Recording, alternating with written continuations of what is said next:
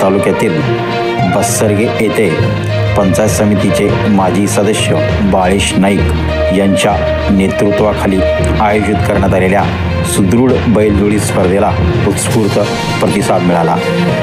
या स्पर्धेतील बिनदाती गटात शिवाप्पा संकेश्वरी बस्सरगे प्रथम क्रमांक, 2 दाती गटात शंकर घोळानावर बस्सरगे प्रथम क्रमांक, 4 ते 6 दाती गटात ओमकार देसाई नूल प्रथम क्रमांक, तर बैलजोडी गटात कुमार नाईक यांच्या बैलजोड्यांनी प्रथम क्रमांक पटकाविला।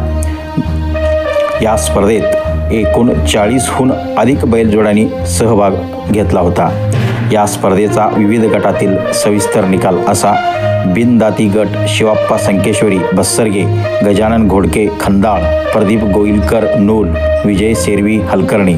2 दाती गटात शंकर घोळानावर बस्सरगे, अवधूत खडके तेरणी, पांडुरंग नाईक बस्सरगे, बसवानी चौगुले हिटणी।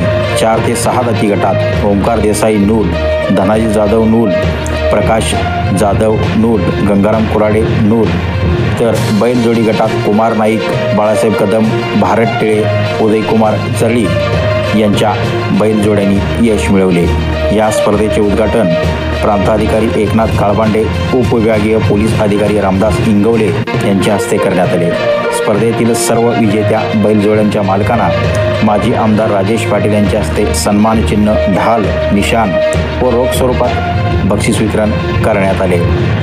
यावेळी अजित पवार राष्ट्रवादी काँग्रेसचे उपाध्यक्ष जयसिंग चव्हाण, बस्सरगेच्या सरपंच भारती रायमाने, नारायण येडूरकर, केदार नाडवडे सरकार, वसंत चौगुले, श्री पाटोळे, सातगोंडा जिन्नानावर, महेश नाईक, पोलीस पाटील भागोजी कागिनकर, सुशांत नवकुडकर, शिवानंद गस्ती, पत्रकार सुभाष थोरात, भारत फडतरे, मारुती शंकेश्वरी यांच्यासह इतर पदाधिकारी, मान्यवर व शेतकरी मोठ्या संख्येने उपस्थित होते।